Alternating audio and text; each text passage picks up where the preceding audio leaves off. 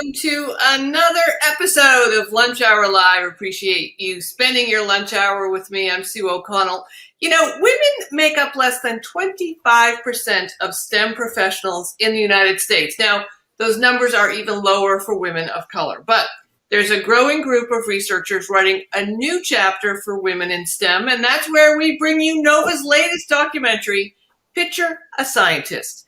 The film follows the stories of three female scientists who reveal longstanding discrimination in their fields, and they're leading the way in making science more inclusive. We're going to take a look at some clips from the film, but first, I'm joined by two of the folks behind Picture a Scientist, directors Sharon Shattuck and Ian Cheney. Sharon and Ian, welcome to Lunch Hour Live.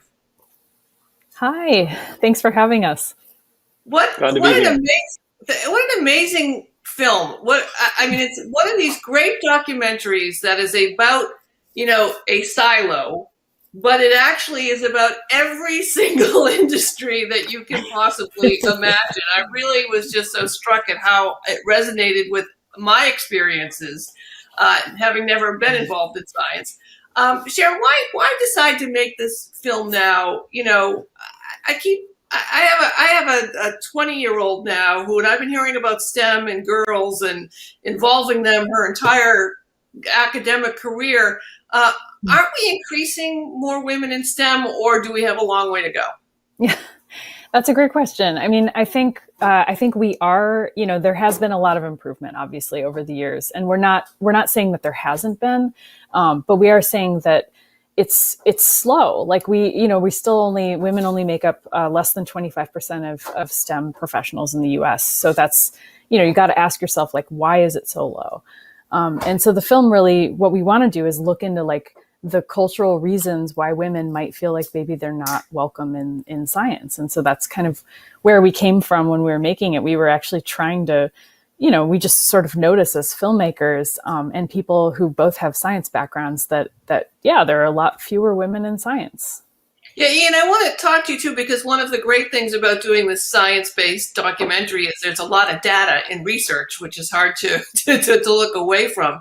One of the things that was so striking to me was talking about how many women are there at the beginning of the master's or secondary education, and then when you get to the end, how much it has dropped. What do you think the main challenges for women staying in STEM are today? Well, I think the challenges are pretty well documented, and I think the data is there. And I think the challenge is fixing it. Some people refer to it as a leaky pipeline, but that's probably the wrong metaphor, because many of the women who are leaving science are not so much leaking out as being driven out by a toxic and unwelcoming culture. There's longstanding challenges as well, such as the 10-year timeline and lack of adequate daycare and other kind of infrastructural problems in the way academia is built. But our film is primarily honing in on the culture of science, what it feels like to be a scientist. Well, if you're watching us on Facebook or YouTube, please send us your comments and questions, and we'll work them into the show as we go along. Thanks to science for that, and thanks to science that we're able to do this today. The film, as I mentioned, is going to follow stories of three women in the STEM field, and one of them is Dr. Rachel Burke. She's a Black chemist at St. Edward's University. And even though she has her PhD, she's still not immune to microaggressions and overt discrimination within her own department. Let's take a look at the clip. Going through college, there were no Black women chemistry professors that I had. I heard that they existed, though, but I never had any. I went to get a PhD in chemistry so I would have more employment options.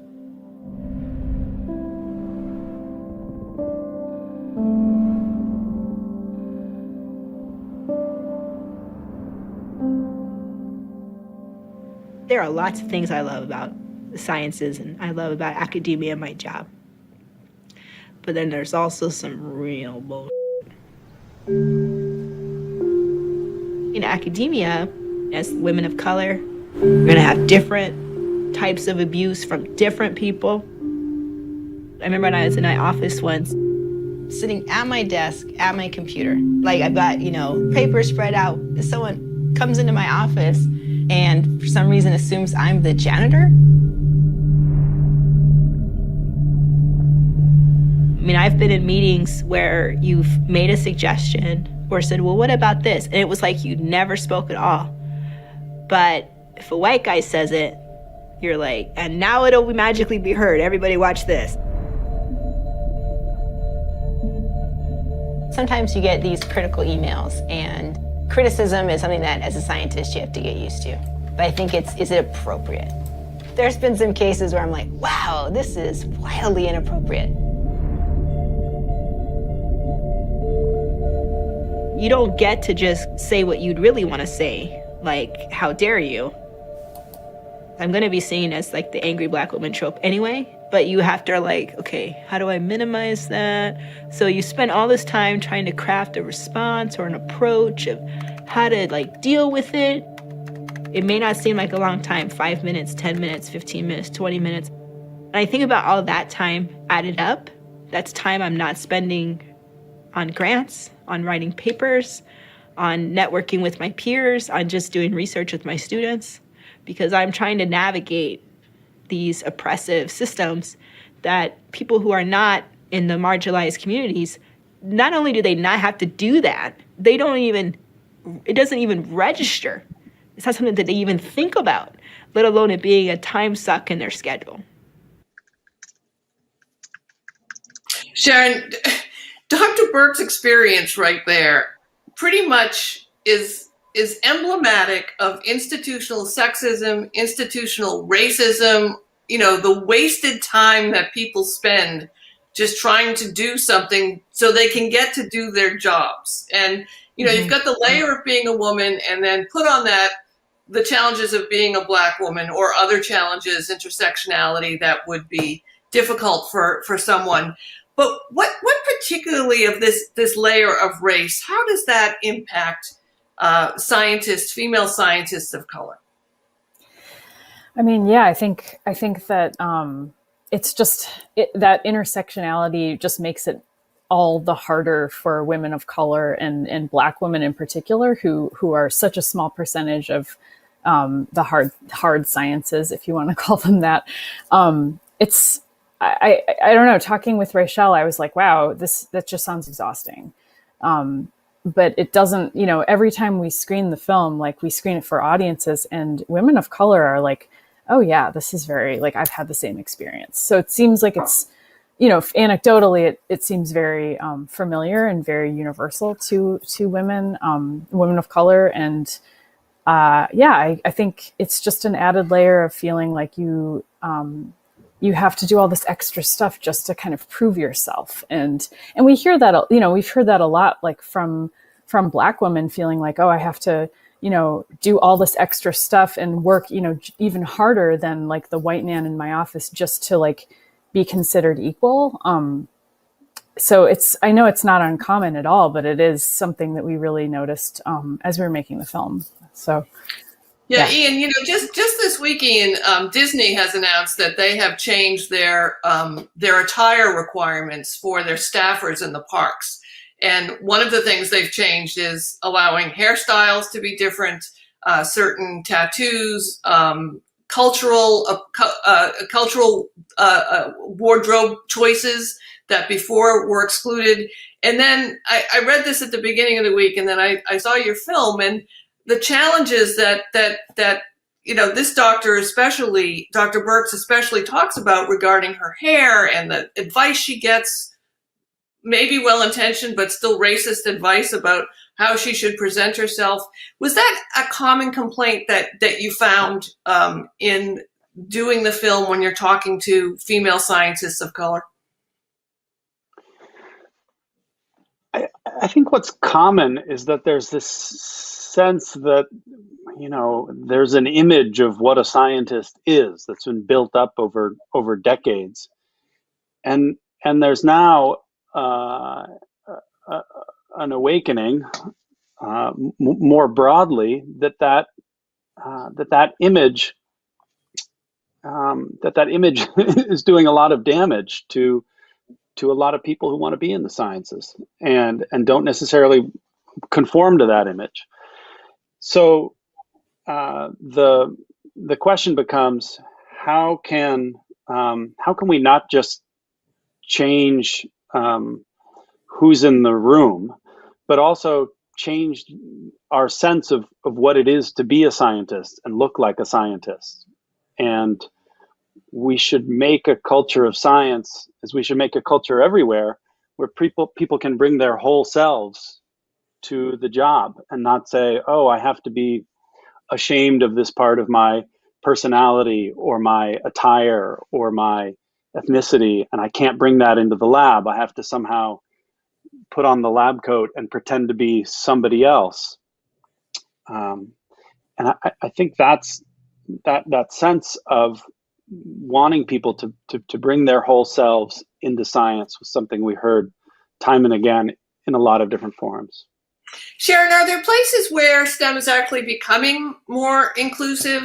Are there examples of places, universities, businesses that have been somewhat successful at it?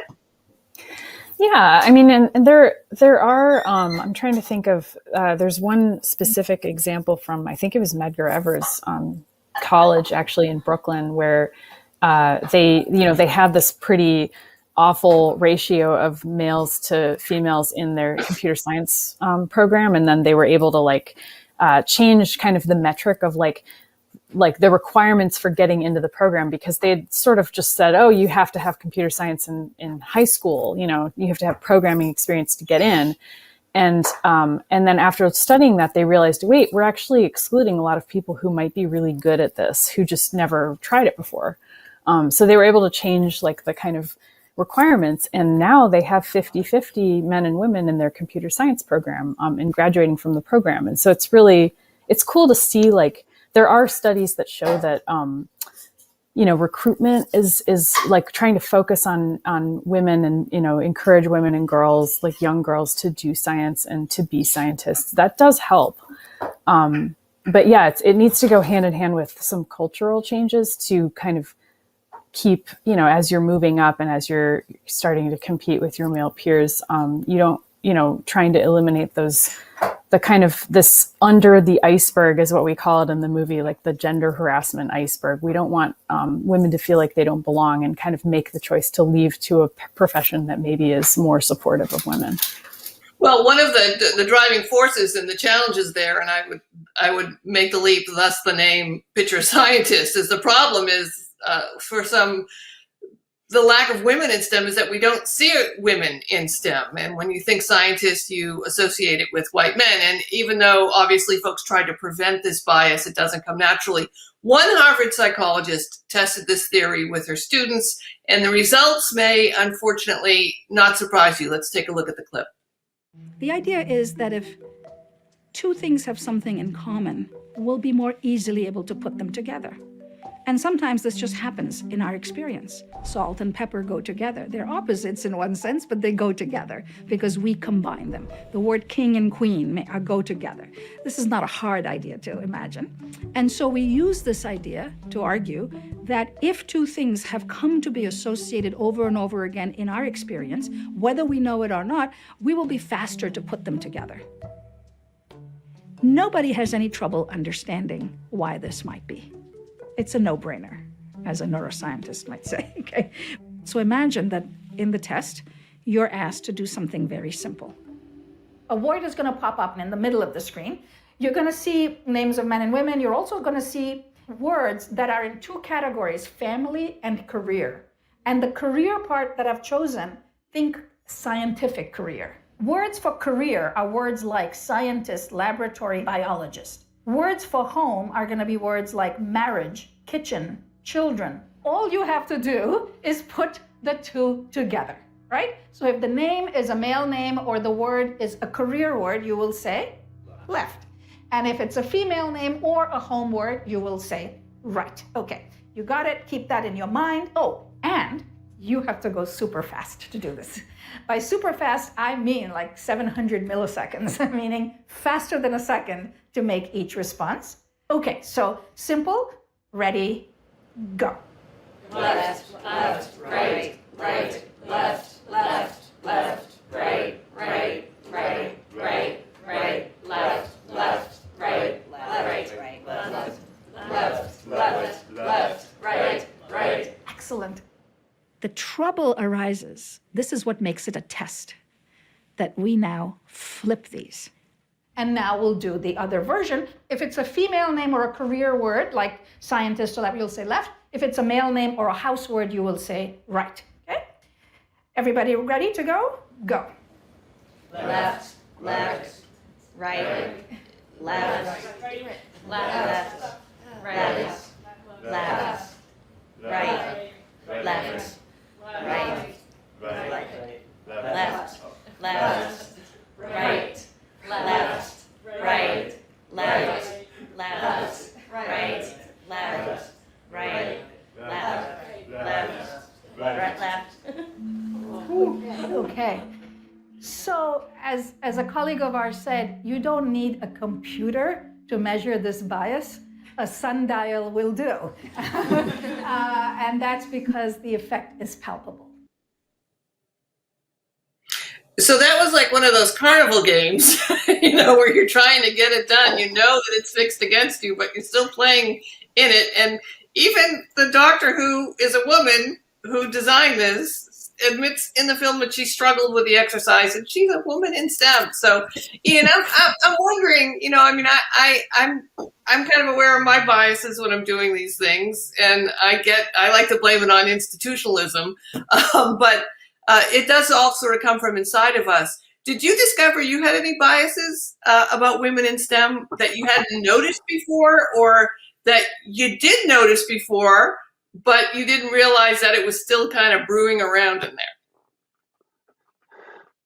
I don't know. Yeah, I don't know what you're talking about. I'm completely unbiased and just pure of all. Yeah, for sure. I mean, I think I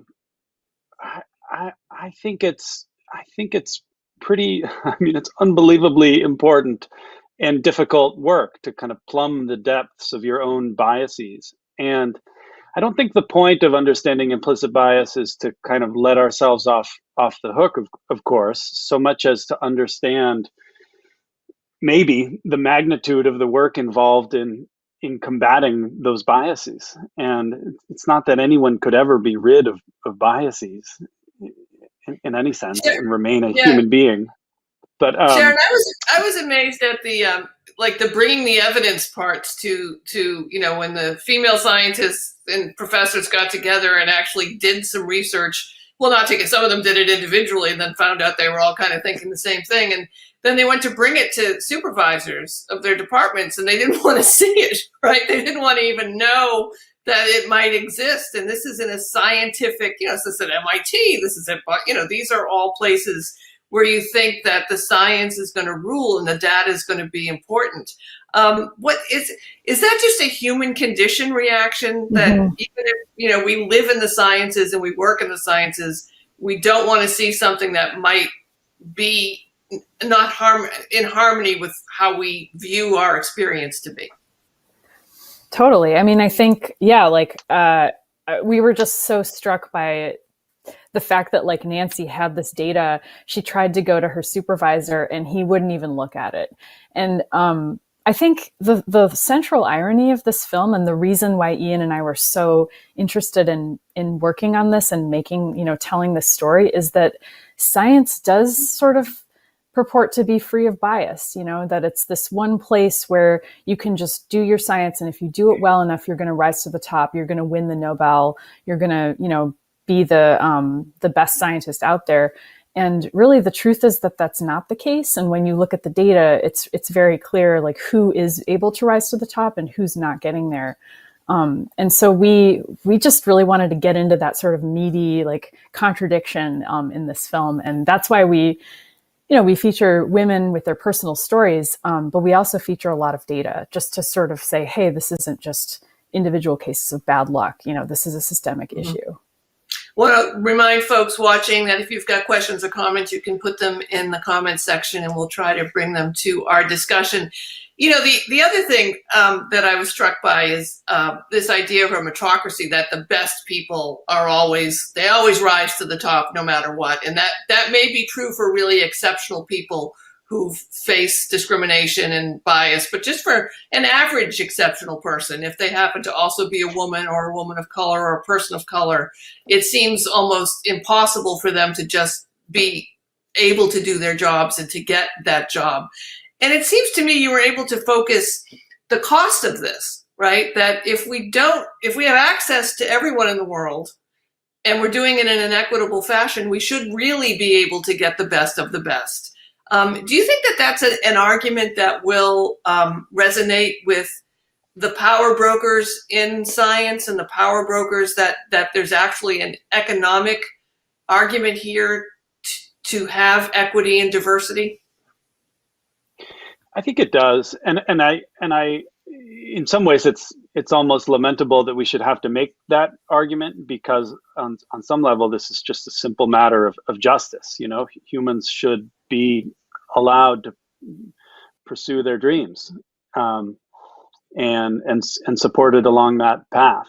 But yes, I think there's a really powerful and increasing body of evidence that shows that diversity in a workplace is not just the right thing to do. It's also wildly helpful. And you see this in filmmaking too, right? I mean, we need more voices and perspectives from different backgrounds to enrich the arts. And the same is true in science. The more life experiences and perspectives you have in a room, the more insights and ingenuity you'll get.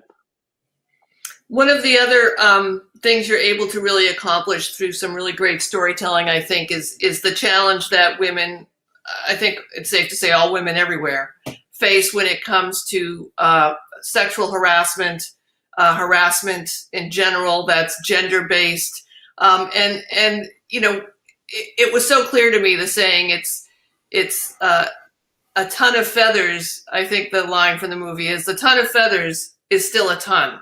So even while you might be being asked out on a date, or you think you're going to talk about your work and you're actually being asked out on a date again, or someone is dismissing you in a meeting, that all of that, Sharon, really builds up to be a burden that you may consider, if you're in science, or that you just don't want to have to carry that ton of feathers on your back in order just to be good at your job. That's a whole nother area of exploration in this film.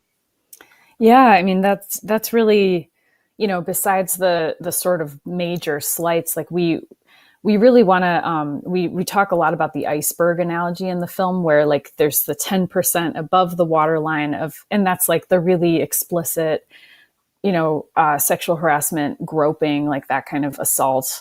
But then there's like 90% that's underneath, and that's just the more subtle gender harassment, you know, gender-based harassment. I talked to a friend of mine after seeing this film, and she was like, you know, I never really thought about it, but like, yeah, like those, like when a guy is just really hostile and like, you know, in the workplace and kind of just cutting you down all the time, like that's gender harassment. You know, these are those subtle slights that we're really trying to emphasize, that those can be really damaging, and the cumulative effect of those can, you know, cause people to say, you know, forget this. Like, I don't need this. I can go to this other, you know, area of study or like another career where I don't have to deal with this stuff. Is there something from the film for each of you, just one thing that you hope viewers take away from the film? I hope people take away that it's on all of us, and that this is not something we can heap on the shoulders of, you know, clearly heroic women like Dr. Hopkins and Dr. Birx and Dr. Willenbring, as we portray them in the film. I think we have to say, right, these biases are pervasive, and sexism and racism are pervasive in our in our culture. And so it's everyday work. It's constant everyday work to move this mountain. Sharon? I mean, I hope, yeah, that's really well said. I guess I hope that people who watch the film can take away just the knowledge that they're not alone, whether it's, women identified people or minorities or, whoever is facing this kind of discrimination in the workplace. It doesn't even need to be just a scientist, like I, as a filmmaker, have experienced a lot of the same issues that we cover in the film. And I hope that the film, as frustrating as it is to see other people dealing with this, I do hope that people can say, hey, this is systemic. It's not me. And kind of take heart in the fact that, like, we have some examples in the film of people who've come together and overcome these issues just by banding together, finding their support networks and talking about this stuff. And that does really give me hope, for the future. So I hope that people can take that away. Well, I want to say again, I thoroughly enjoyed the film, and it resonated again with me in so many different levels. So even if you're not in STEM or in science, I urge folks to watch it because it was definitely emblematic of the challenges that women face in the workspace, no matter what workspace they're in. So congratulations. The show airs tonight. Picture Scientist at 9 p.m. Check your local listings. You can also stream it now online or at pbs.org or the PBS video app. Thank you, Sharon. Ian, I appreciate meeting you. Thank you for your work. And thanks to everybody watching on Facebook and YouTube.